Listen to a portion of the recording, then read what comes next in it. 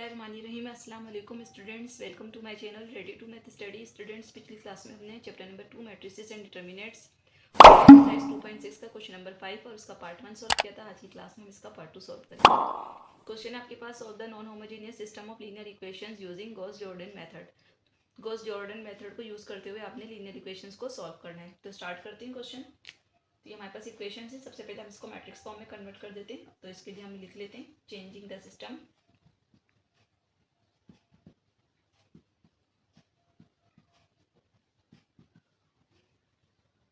of linear equations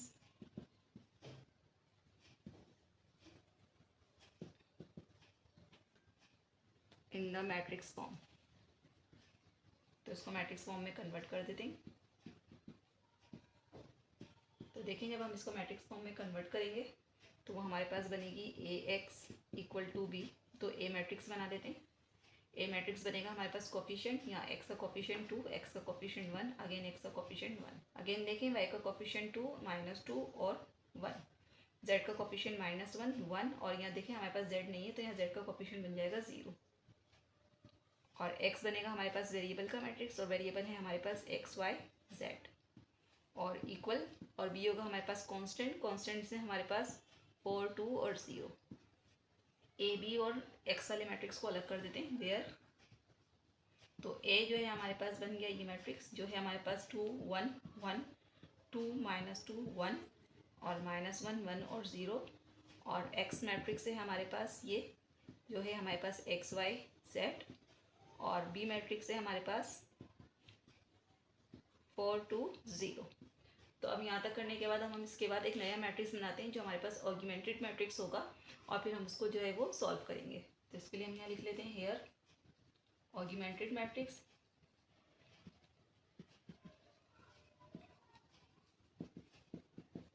और उसको हम a और उसके नीचे छोटा सा b लिखकर उसके नीचे उसको इससे शो करेंगे। और ये हमारे पास होगा ये a मैट्रिक्स पूरा। इसको हम कॉपी कर लेते हैं, 2 1 1 और 2 -2 और 1 और अगेन -1 और 1 0। और इसके लिए हम जो हमारे पास कॉन्स्टेंट्स होते हैं उसके भी इसके साथ इंक्लूड कर देते हैं। यहाँ पर हम लिख देते हैं 4 2 0।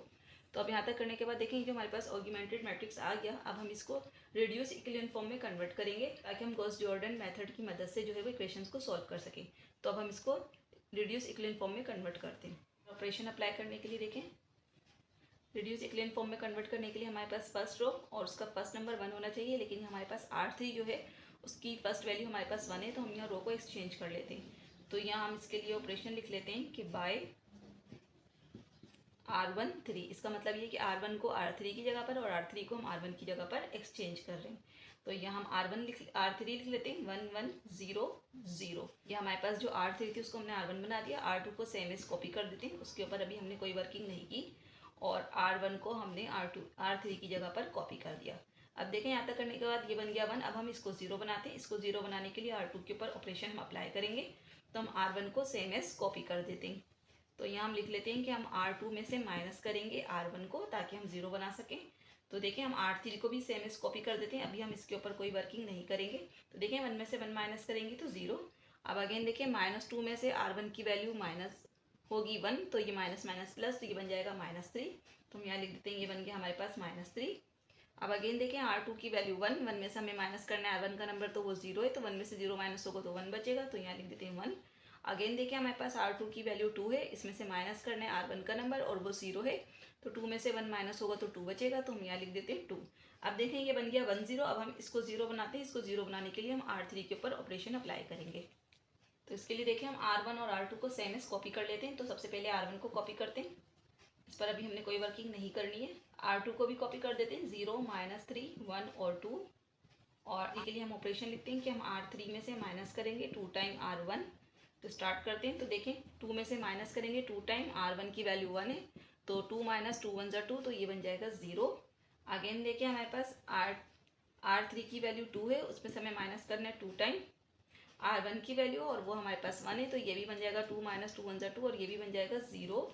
अगेन देखिए, हमारे पास R3 की वैल्यू जो है वो -1 है, इसमें से हमें माइनस करना है 2 टाइम R1 की वैल्यू 0 है, तो -1 - 2 0 0, तो -1 ही बचेगा, तो हम यहाँ लिख देते हैं -1। अगेन देखिए, हमारे पास R3 की वैल्यू 4 है, इसमें से माइनस करना है हमें 2 टाइम R1 की वैल्यू हमारे पास 0 है, तो 4 माइनस 2 0 जो 0, तो 4 में से 0 माइनस होगा तो 4 ही बचेगा। अब देखें यहाँ तक करने के बाद ये बन गया 1 0 0। अब हम यहाँ सेकंड रो के इस एलिमेंट को 1 बनाते हैं, क्योंकि हमारे पास डायंगल में 1 होना चाहिए। इसको 1 बनाने के लिए हम R2 को जो है वो -3 से डिवाइड कर देते हैं, ताकि यहाँ 1 बन जाए। फिर हम इसके ऊपर और नीचे 0 बनाएंगे। तो इसके लिए हम R2 पर ऑपरेशन करते हैं।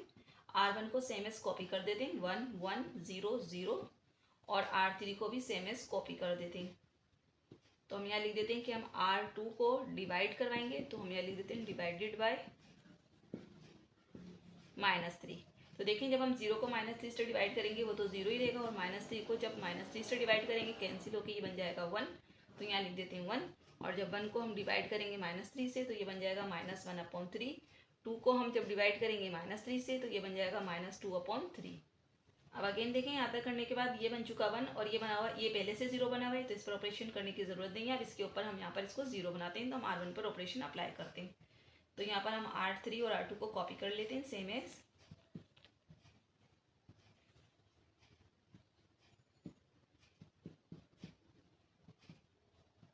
तो हम यहाँ लिख देते हैं कि हम R1 में से माइनस करेंगे R2 को। तो देखें 1 में से 0 माइनस होगा तो 1 ही रहेगा, 1 में से 1 माइनस होगा तो 0, और R1 की वैल्यू 0, उसमें से माइनस होगा -1/3। तो देखिए माइनस माइनस हो जाएगा प्लस, तो ये हमारे पास बन जाएगा +1/3। अगेन देखिए अब हम यहाँ पर 0 में से माइनस करेंगे R2 की वैल्यू, और वो है हमारे पास -2/3। तो 0 में से देखिए माइनस माइनस प्लस हो जाएगा 2/3। तो यहाँ देखें हम R1 को सेम एस कॉपी कर लेते हैं, इस पर अभी हमने कोई वर्किंग नहीं करनी। और हम R2 को भी कॉपी कर देते हैं, और हम R3 के लिए यहाँ लिख लेते हैं कि हम R3 को मल्टीप्लाई करवाएंगे बाय -1 से। तो देखें 0 को मल्टीप्लाई करेंगे तो 0, 0 को मल्टीप्लाई करेंगे तो 0, -1 को -1 से मल्टीप्लाई करेंगे तो +1, और 4 को जब हम -1 से मल्टीप्लाई करेंगे ये बन जाएगा -4। अब देखिए ये एलिमेंट हमारा बन गया 1। अब हमें इन एलिमेंट्स को 0 बनाना है। इसको 0 बनाने के लिए ये ऑपरेशन हम अप्लाई करते हैं। सबसे पहले हम R2 पर ऑपरेशन अप्लाई कर रहे हैं, तो हम R3 को सेम एस कॉपी कर लेते हैं, और R1 को भी कॉपी कर देते हैं, 1 0 1/3 और 2/3। और यहाँ हम लिख देते हैं कि हम R2 में प्लस करेंगे 1/3 टाइम R3, ताकि हम 0 बना सकें। देखें 0 में 0 प्लस होगा 1/3 टाइम तो 0 ही रहेगा, 1 में 1/3 टाइम 0 प्लस होगा तो वो 1 ही रहेगा, और -1/3 में जब +1/3 टाइम R3 की वैल्यू 1 प्लस होगी तो प्लस माइनस का कैंसिल होगी, ये बन जाएगा 0। अगेन देखिए हमारे पास R2 की वैल्यू है -2/3, इसमें हमें प्लस करना है 1/3 टाइम R1 की वैल्यू। R1 की वैल्यू हमारे पास -4 है, तो ये बन जाएगा -2 प्लस माइनस माइनस, और ये बन जाएगा 4, और इसके नीचे भी 3 और इसके नीचे भी 3। इनका हम एलसीएम ले लेते हैं, 3 एलसीएम आएगा तो -2 और -4 बचेगा, तो ये बनेगा -6/3, 3 1 3, 3 2 6, तो ये -2 बन जाएगा। तो हम यहाँ लिख देते हैं, ये आ गया हमारे पास -2। अब देखिए यहाँ तक करने के बाद हमें इसको 0 बनाना है। इसको 0 बनाने के लिए ऑपरेशन अप्लाई करते हैं, तो यहाँ हम R2 और R3 को सेम एस कॉपी कर देते हैं। तो यहाँ सबसे पहले हम R2 को कॉपी कर देते हैं, और R3 को भी कॉपी कर देते हैं, और R1 के लिए हम यहाँ लिखते हैं कि हम R1 में से माइनस करेंगे 1/3 टाइम R3। तो देखिए 1 में से 0 माइनस करेंगे तो 1 ही रहेगा, 0 में से 0 माइनस करेंगे तो 0 रहेगा, और यहाँ 1/3 में से -1/3 टाइम R1 की वैल्यू 1 माइनस होगी तो प्लस माइनस कैंसिल होगी, ये भी हो जाएगा 0। अगेन देखिए हमारे पास R1 की वैल्यू है 2/3 और -1/3 टाइम R3 की वैल्यू है हमारे पास -4। तो यहाँ देखें यह बन जाएगा 2/3 और माइनस माइनस प्लस, और ये बन जाएगा 4/3, और 3 एलसीएम, ये बन जाएगा 2 + 4, और ये बन जाएगा हमारे पास 6/3, 3 1 3, 3 2 6। तो यहाँ हमारे पास वैल्यू आ गई 2। देखिए यहाँ तक करने के बाद हमने 1 0 0 0 1 0 0 0 1 हमने इसको रिड्यूस इक्विवेलेंट फॉर्म में जो है वो कन्वर्ट कर दिया। अब हम यहाँ से एक्स वाई जेड की वैल्यू मालूम करते हैं, तो इसके लिए हम यहाँ लिख लेते हैं find x matrix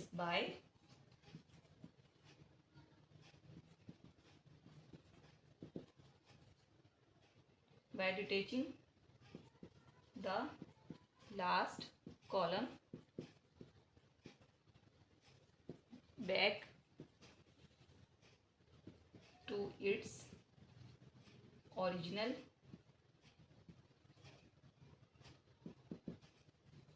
position from the above matrix। देखिए इस मैट्रिक्स को देखते हुए हमने वैल्यू मालूम करनी, तो इसके लिए हम यहाँ लिख लेते हैं वी गेट। तो देखिए हमारे पास जो ये इक्विवेलेंट फॉर्म में हमारे पास जो ये आइडेंटिटी मैट्रिक्स बन गया उसको लिख लेते हैं 1 0 0 0 1 0 और 0 0 1। और यहाँ हम लिख लेते हैं हमारे पास वेरिएबल्स जो थे हमारे पास एक्स वाई जेड, और यहाँ हमारे पास कांस्टेंट जो हमारे पास कांस्टेंट चेंज होने के बाद हमें मिले, चेंज होने के बाद जो हमें कांस्टेंट मिले वो हमें मिले हैं 2, -2 और 4। तो अब देखिए हम यहाँ पे इनकी इक्वेशंस बना लेते हैं। यहाँ पे हमारे पास ये x, इसका मतलब हमें ये x मिला है, यहाँ से हमें y मिला है और यहाँ से हमें z मिला है। तो हम यहाँ लिख लेते हैं x + 0y + 0z और इक्वल टू ये हमें मिला है 2 के इक्वल, और 0x + y + 0z is equal to ये हमें मिला है -2 के इक्वल, और 0x + 0y + z ये हमें मिला है इक्वल टू 4 के। तो यहाँ से देखेंगे अभी 0 0 खत्म हो गए, तो यहाँ से हमारे पास x की वैल्यू आ गई 2, और यहाँ से देखिए यहाँ 0 0 z हट जाएगा तो हमारे पास y की वैल्यू सिंपल आ गई -2, और यहाँ से हमारे पास z की वैल्यू आ गई 4। तो यहाँ पर हमने जो है अपने वेरिएबल्स की वैल्यूज़ जो है वो मालूम कर लिए। तो स्टूडेंट्स आज की क्लास में हमने एक्सरसाइज 2.6 का क्वेश्चन नंबर 5 और उसका पार्ट 2 सॉल्व किया है। आज की क्लास के हवाले से अगर कोई क्वेश्चन हो तो कमेंट सेक्शन में कर सकते हैं। मिलते हैं अगली क्लास में क्वेश्चन नंबर 6 के साथ। जब तक के लिए अल्लाह हाफिज़।